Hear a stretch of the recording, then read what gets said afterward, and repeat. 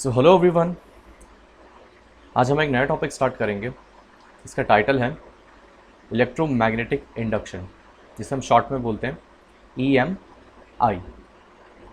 तो बहुत ही interesting topic है। जैसे कि अभी आप लोगों ने पढ़ा था इलेक्ट्रोस्टैटिक्स और मैग्नेटिक्स, तो इस चैप्टर में हम बेसिकली क्या करेंगे, इनका एक कॉम्बिनेशन टाइप है।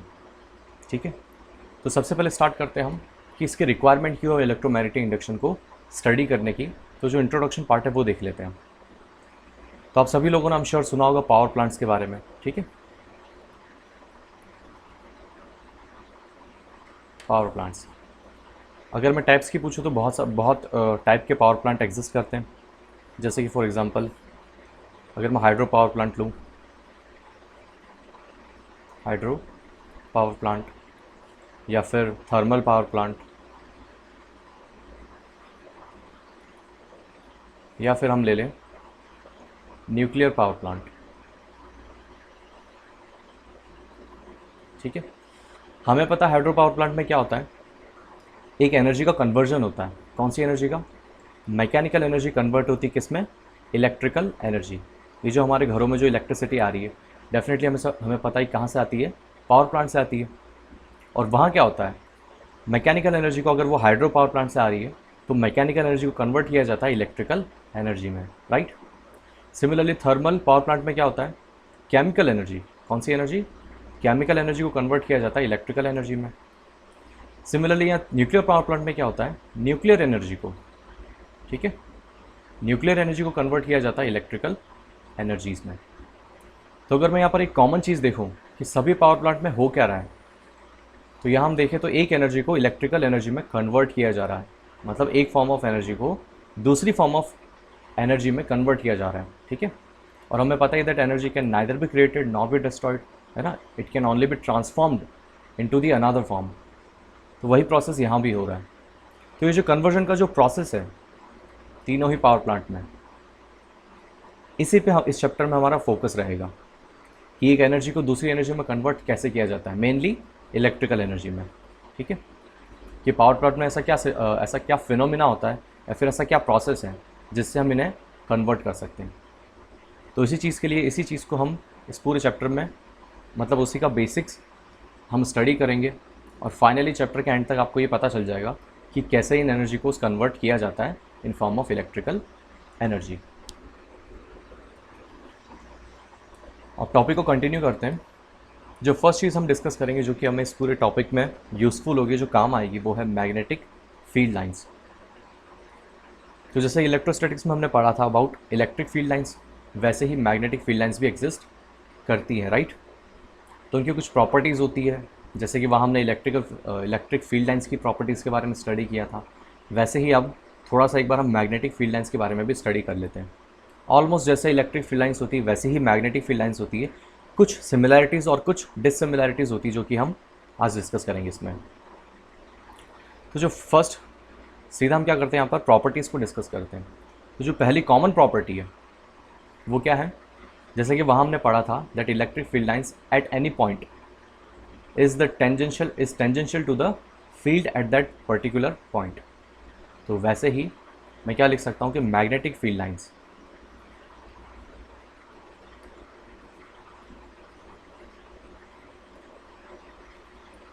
at any point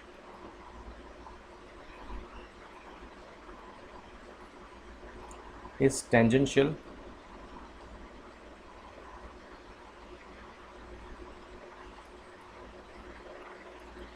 to the field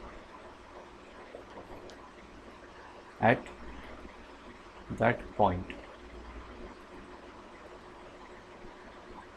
तो अगर आपको किसी भी पॉइंट पर मैग्नेटिक फील्ड की डायरेक्शन फाइंड करनी है तो वहाँ से जो मैग्नेटिक फील्ड लाइंस क्रॉस हो रही है, राइट, जैसे कि ये कुछ मैग्नेटिक फील्ड लाइंस है, आपके पास पॉइंट है P, पॉइंट है Q और पॉइंट है R। अगर आपको पता करना है कि यहाँ पर मैग्नेटिक फील्ड की डायरेक्शन कहाँ है, तो आपको कुछ नहीं करना, उन सभी पॉइंट्स पे क्या कर दो, एक टेंजेंट ड्रॉ कर दो, just like this and just like this, that's it. तो ये जो टेंजेंट होगी उस पर्टिकुलर पॉइंट पर, वही क्या रिप्रेजेंट करेगी उस पॉइंट पर मैग्नेटिक फील्ड लाइंस की डायरेक्शन को। ठीक है, मैग्नेटिक फील्ड की डायरेक्शन को। तो उसको मैं डिनोट कर दूंगा BP से। यहाँ पर हो जाएगा BQ, और ये हो जाएगा बी आर। बी से हम क्या डिनोट करते हैं, मैग्नेटिक फील्ड, और पी क्यू आर क्या हो गया, वो पर्टिकुलर पॉइंट। तो ऐसी प्रॉपर्टी आपने एक इलेक्ट्रिक फील्ड लाइन्स के लिए भी पढ़ी होगी। तो ये एक सिमिलरिटी है। दूसरी सिमिलरिटी क्या है कि जहाँ कहीं भी आपको ऐसी मैग्नेटिक फील्ड लाइन्स दिख जाए जहाँ पर फील्ड लाइन्स के बीच में जो स्पेस है वो बहुत कम है, और या फिर ऐसा कुछ दिखे जहाँ पर मैग्नेटिक फील्ड लाइन्स के बीच का जो स्पेस है वो बहुत ही ज़्यादा हो, ठीक है। तो जैसे हमने वहाँ भी डिस्कस किया था कि अगर स्पेस मैग्नेटिक फील्ड लाइन्स के बीच में या फिर इलेक्ट्रिक फील्ड लाइन्स के बीच में कम जितना होगा, वो उतनी ही क्या होगी, डेंस फील्ड लाइन्स होगी। कितनी होगी ये, उतनी ही डेंस, ठीक है। और जितनी मतलब स्पेस ज़्यादा होगा इनके बीच में, उतना ही मैं बोल सकता हूँ वो वीक होगी। तो उसको हम किससे डिनोट करेंगे या फिर किससे रिप्रेजेंट करेंगे, स्ट्रॉन्ग मैग्नेटिक फील्ड लाइन से। ये क्या डिनोट करेगी, स्ट्रॉन्ग फील्ड लाइन से, और ये क्या डिनोट करेगी कि ये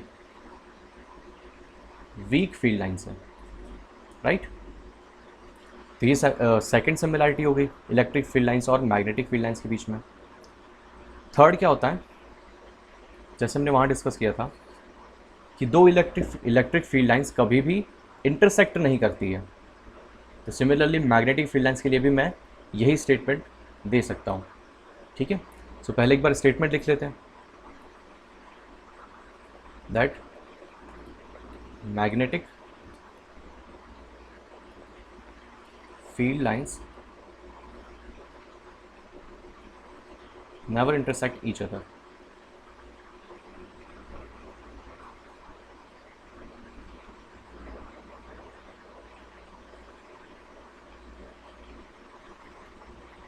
ठीक है।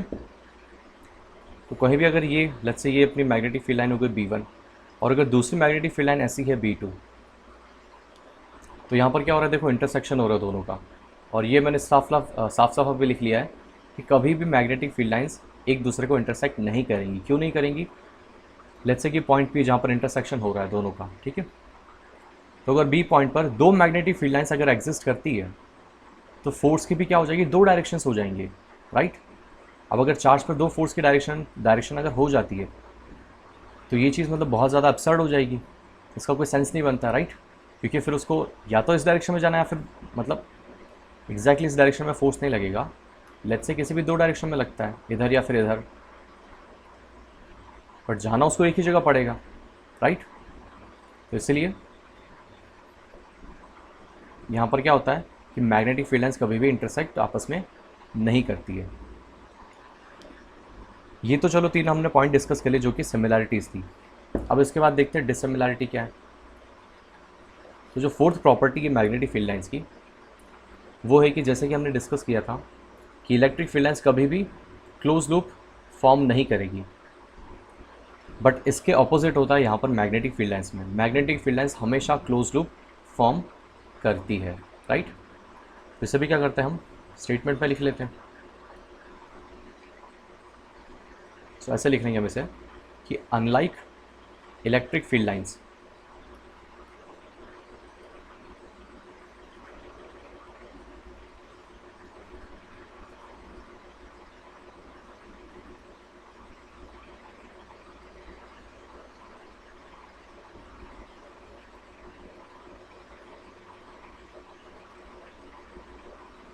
magnetic field lines always form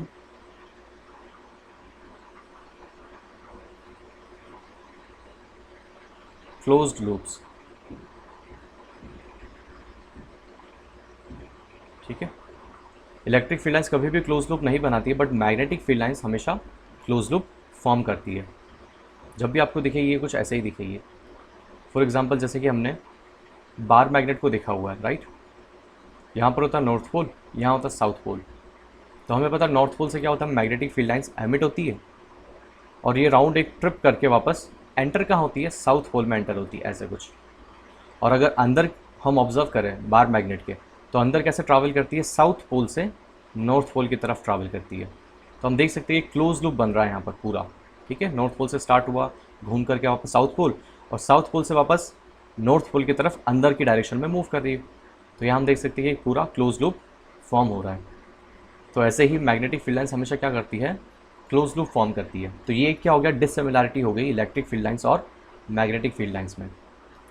एक और चीज़ यहाँ पर फोकस करने वाली ये है कि जैसे हमने डिस्कस किया था, एक चार्ज है क्यू, अगर ये इलेक्ट्रिक फील्ड लाइंस में रखा हुआ है, लेट्स से राइट डायरेक्शन में आपकी इलेक्ट्रिक फील्ड लाइंस फ्लो हो रही है, तो इस चार्ज क्यू पर अगर ये पॉजिटिव चार्ज है तो इस पर जो फोर्स लगेगा वो इसी इलेक्ट्रिक फील्ड लाइंस के पैरेलल लगेगा। अगर इलेक्ट्रिक फील्ड लाइंस राइट में है तो राइट में, लेफ्ट में है तो लेफ्ट में लगेगा, और वो फोर्स की वैल्यू कितनी होती है, Q into E, right. But magnetic field lines के केस में ऐसा नहीं है। अगर एक चार्ज पार्टिकल क्यू यहाँ पर रखा हुआ है और magnetic field lines let's say इस डायरेक्शन में है, आपकी राइट डायरेक्शन में, ठीक है। तो जैसे हमने देखा भी था प्रीवियस चैप्टर में, मैग्नेटिक चैप्टर में, जब भी चार्ज क्यू, एक चार्ज मतलब पार्टिकल जिसका चार्ज है क्यू, वो अगर मूव करता है, उसकी जब तक वेलोसिटी नहीं होगी तब तक तो उस पर फोर्स लगेगा नहीं। अब किस डायरेक्शन में फोर्स लगेगा ये भी किस पे डिपेंड करेगा कि वेलोसिटी किस डायरेक्शन में, ठीक है। तो फाइनली हमने ये कंक्लूड किया था कि मैग्नेटिक फोर्स जो होता है वो चार्ज पार्टिकल की वेलोसिटी के परपेंडिकुलर डायरेक्शन में लगता है। लेट्स से कि इसकी वेलोसिटी इस डायरेक्शन में है तो फोर्स कुछ इस फॉर्मूला से लगता था, F = Q V cross B, ठीक है। तो जो फोर्स लगेगा वो V और B के दोनों के ही परपेंडिकुलर होगा, मतलब इस प्लेन के परपेंडिकुलर। तो यहाँ हम देख सकते हैं कि मैग्नेटिक फील्ड लाइंस किसी और डायरेक्शन में है, बट फोर्स, मैग्नेटिक फोर्स जो है FB, वो किसी और डायरेक्शन में। तो ये क्या हो जाएगा, एक डिसिमिलैरिटी वापस। तो इस चीज़ को भी हम क्या कर लेते हैं, स्टेटमेंट में लिख लेते हैं। So magnetic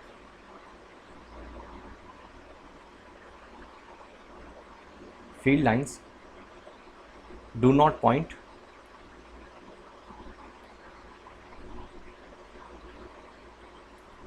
in the direction of magnetic force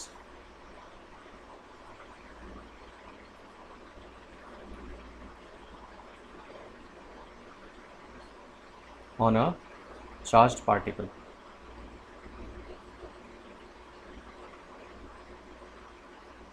ठीक है। तो जो मैग्नेटिक फोर्स होता है उसकी डायरेक्शन कहीं और होगी और मैग्नेटिक फील्ड लाइंस की डायरेक्शन उसके परपेंडिकुलर रहती है हमेशा।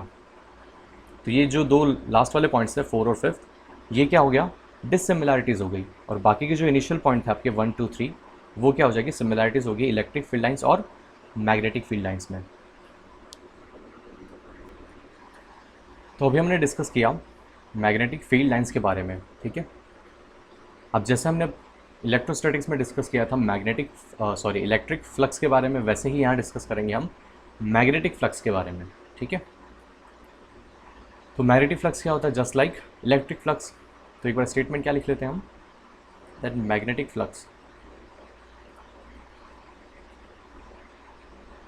इज एनालॉगस टू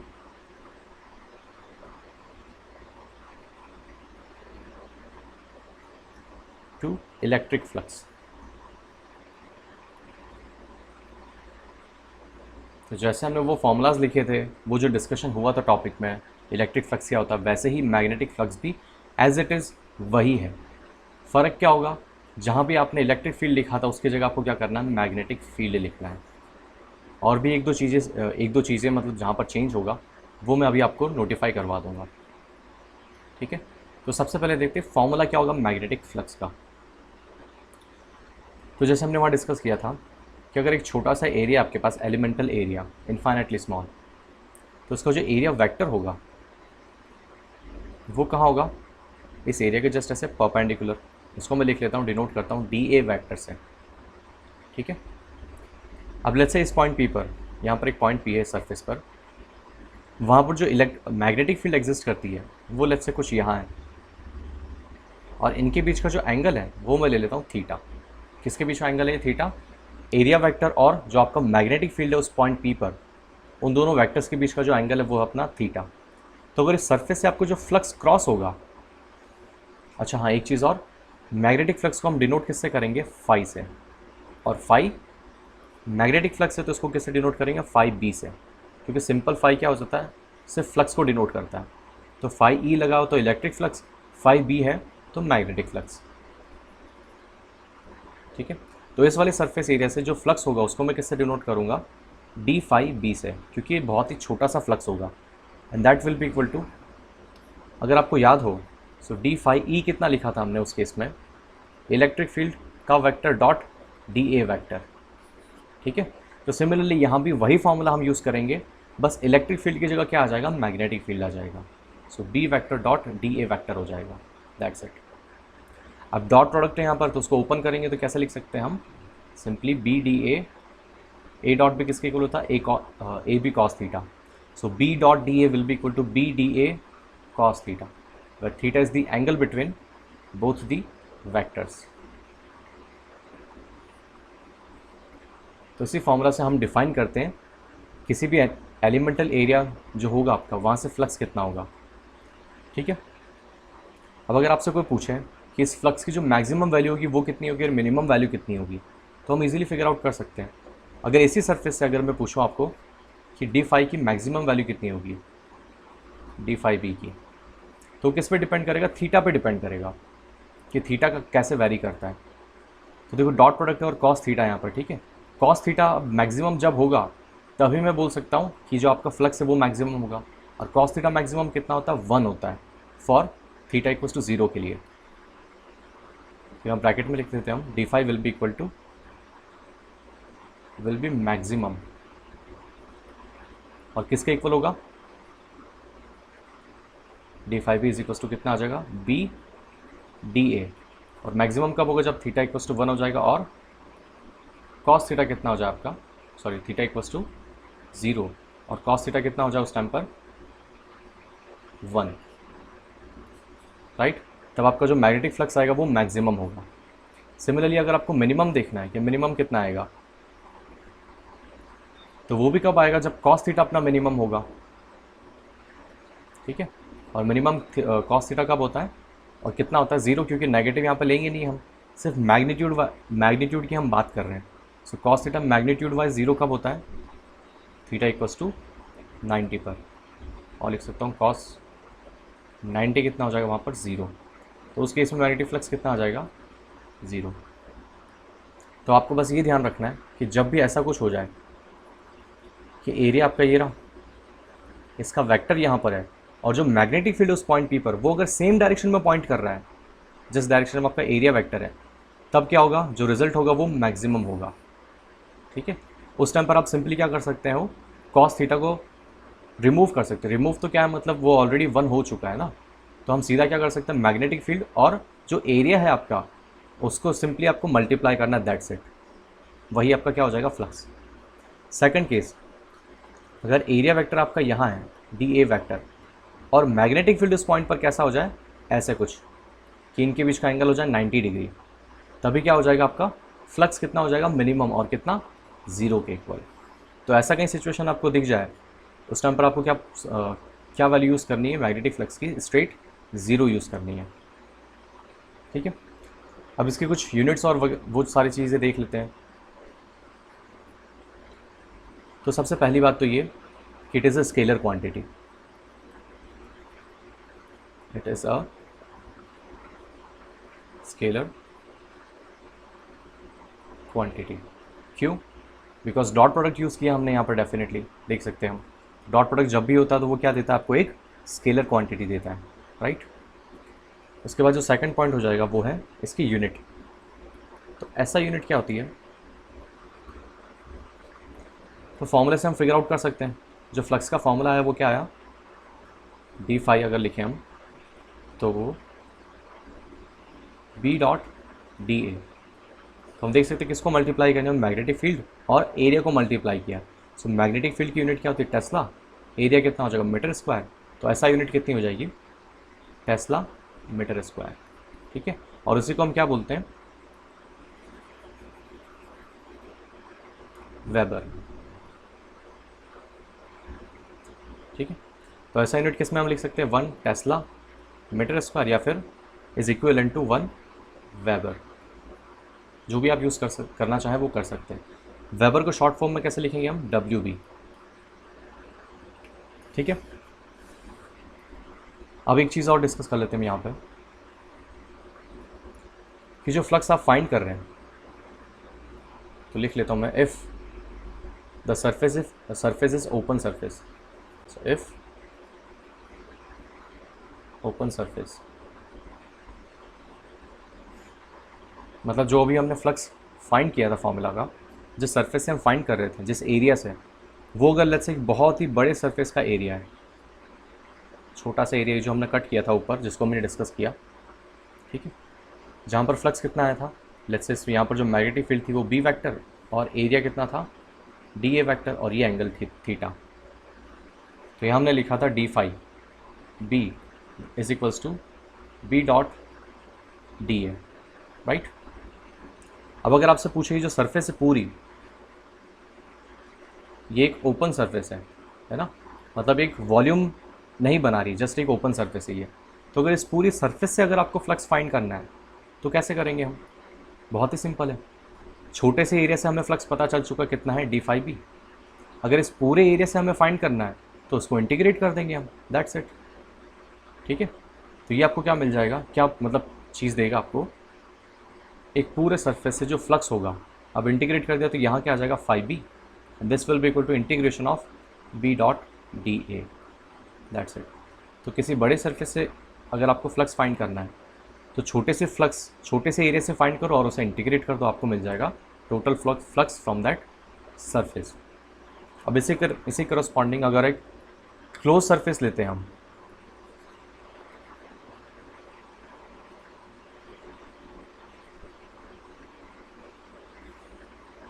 ठीक है, तो क्या हो जाएगा, अगर मैं इमेजिन करता हूँ कि एक क्लोज सरफेस है। अब देखो क्लोज सरफेस क्या करती है, एक वॉल्यूम जनरेट करती है, ओपन सरफेस कोई भी वॉल्यूम जनरेट नहीं करती है। अब आपसे पूछा जा रहा है कि यहाँ भी अगर आपको फाइंड क्या करना है, टोटल फ्लक्स फाइंड करना है, तो वही सेम प्रोसेस रहेगा, एक छोटा सा एरिया कट करेंगे हम, इस एरिया से फ्लक्स कितना होगा, अभी जो हमने ऊपर लिखा था D phi B is equals to B dot D A, ये एक छोटा सा फ्लक्स हो जाएगा उस छोटे से एरिया से। अब हमें अगर इस पूरे एरिया से फाइंड करना है, इस पूरे सरफेस से जो कि एक क्लोज सरफेस है, तो क्या कर देंगे, वापस इंटीग्रेट कर देंगे। तो यहाँ जो इंटीग्रेशन का साइन होता है, अगर इसको मैं लेफ्ट हैंड साइड लिखूंगा, क्या लिखूंगा, D phi B, sorry phi B हो जाएगा क्योंकि वो टोटल लिख रहे हैं हम, विल बी इक्वल टू जो इंटीग्रेशन का साइन आया यहाँ पर, बी डॉट डी ए। यहाँ हम क्या करते हैं, एक सर्कल यूज़ करते हैं जो कि क्या डिफाइन करता है कि ये जो फ्लक्स आपने फाइंड किया है टोटल, वो एक क्लोज्ड सरफेस से फ्लक्स फाइंड किया आपने, ठीक है। तो क्लोज सरफेस से फाइंड करेंगे तो फॉर्मूला ये हो जाएगा, सेम फॉर्मूला, बस एक साइन का डिफरेंस है यहाँ पर। अब यहाँ पर एक प्रॉपर्टी आती है कि ये जो फ्लक्स होगा from the close surface, this will always be equal to zero. अब ये ज़ीरो क्यों होता है, इसका प्रूफ क्या है, तो एक बार मैं चाहूँगा कि आप वीडियो को पॉज कीजिएगा, खुद से सोचना है आपको कि ये ज़ीरो के इक्वल मैंने क्यों लिखा है, और उसके बाद आपको एक्सप्लेनेशन देखना है। So I hope that you must have given it a thought.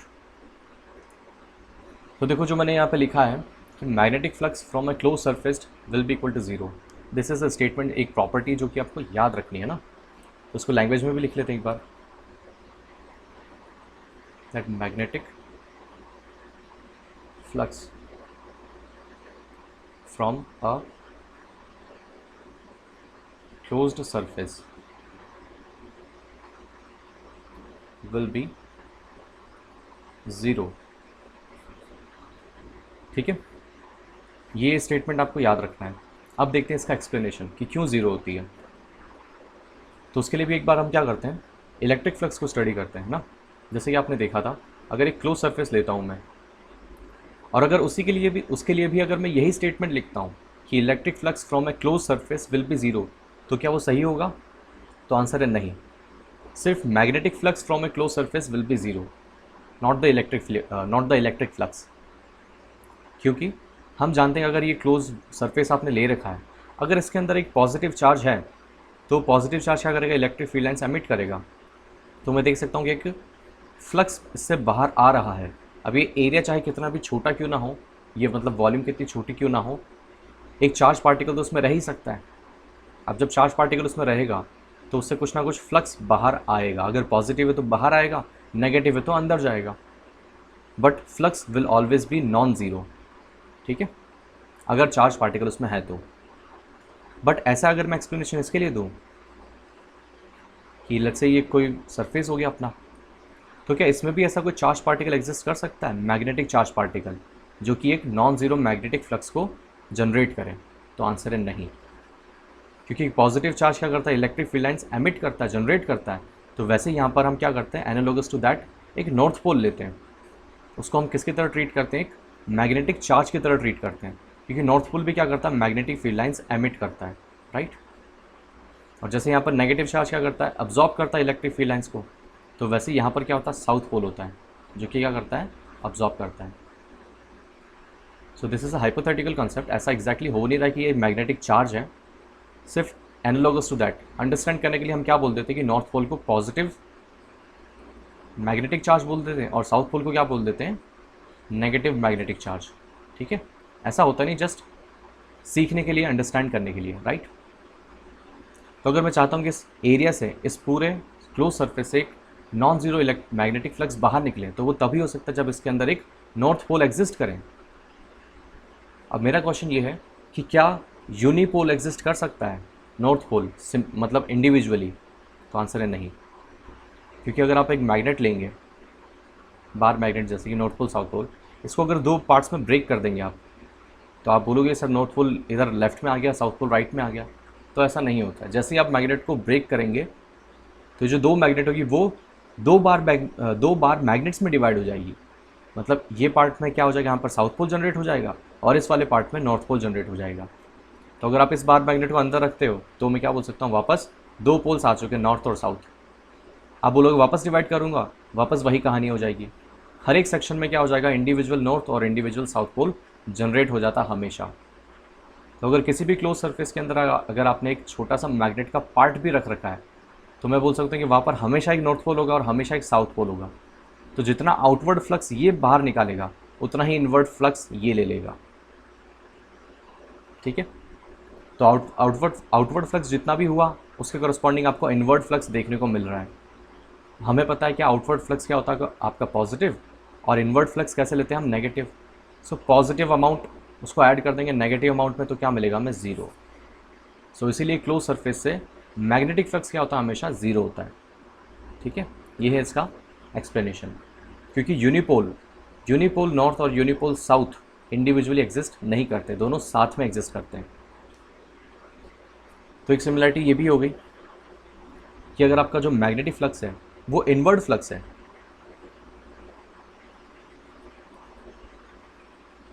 तो इनवर्ड फ्लक्स को हम किसकी तरह ट्रीट करते हैं, नेगेटिव फ्लक्स की तरह। ठीक है, और जो आउटवर्ड फ्लक्स होगा उसको किसकी तरह ट्रीट करते हैं, पॉजिटिव फ्लक्स की तरह। तो जहाँ पे सरफेस से आपको ऐसा लगेगा कि कुछ बाहर आ रहा है मैग्नेटिक फ्लक्स, तो उसे हम पॉजिटिव लेंगे, और ऐसा लगेगा कि सरफेस के अंदर जा रहा है कुछ ऐसे, तो वो क्या हो जाएगा, नेगेटिव फ्लक्स हो जाएगा, उसको नेगेटिव की तरह ट्रीट करेंगे हम। ठीक है, अब इस पर एक क्वेश्चन करेंगे हम। तो हमने डिस्कस किया मैग्नेटिक फील्ड लाइंस और मैग्नेटिक फ्लक्स को, अब उसी पर बेस्ड एक क्वेश्चन करते हैं हम, ताकि कंसेप्ट और भी अच्छे से क्लियर हो सके।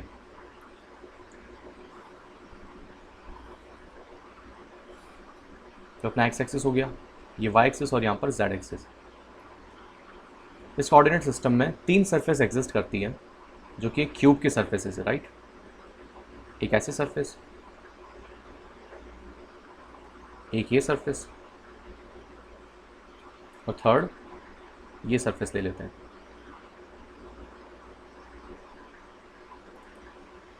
तो ब्लू वाली सरफेस कौन सी हो गई, ये वाली, ग्रीन वाली ये हो गई, और येलो वाली ये तीनों क्या है, क्यूब की सरफेस है, जिसके साइड आपको दे रखी है ए उस क्यूब की।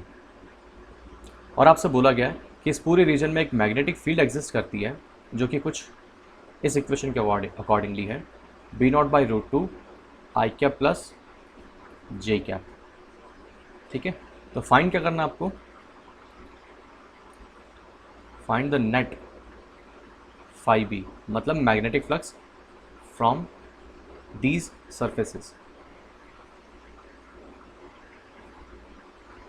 तो इन सभी सरफेसेस से जो फाइनल आपको जो फ्लक्स होगा, ओवरऑल नेट फ्लक्स, वो आपको फाइंड करना है। तो एक बार वीडियो को खुद को इसको पॉज करके खुद से सॉल्व करना है, बहुत ही ईजी है, और फिर उसके बाद आपको सॉल्यूशन देखना है। तो देखो कैसे सॉल्व करेंगे इसे हम।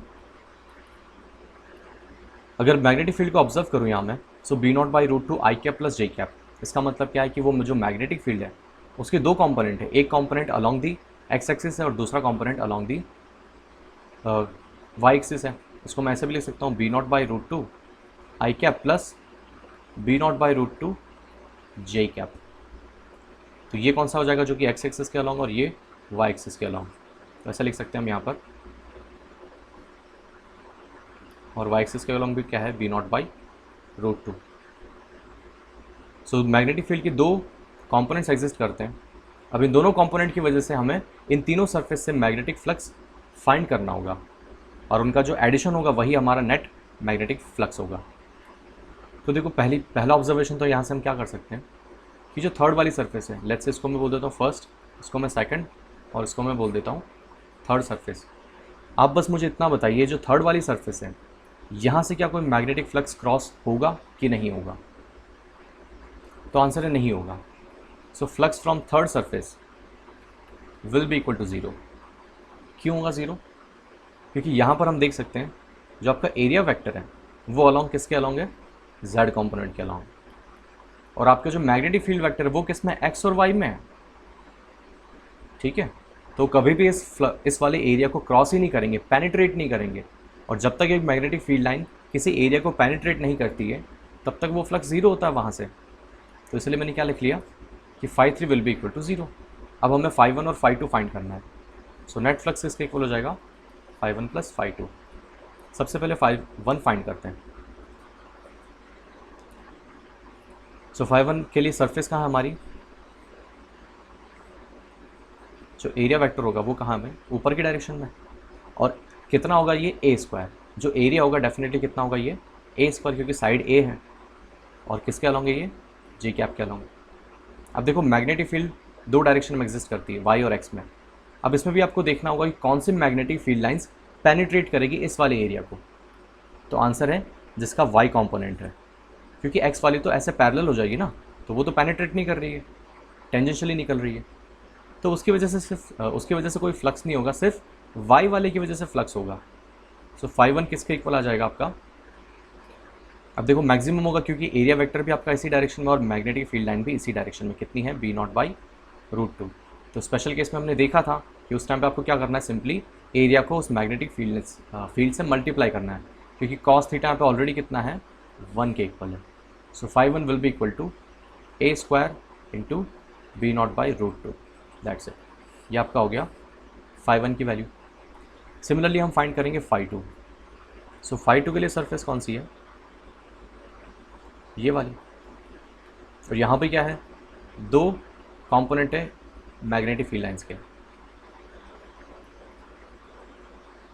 तो अब यहाँ भी आपको ऑब्जर्व करके ये फाइंड करना है कि कौन सा मैग्नेटिक फील्ड लाइंस की वजह से फ्लक्स होगा और किसकी वजह से नहीं होगा।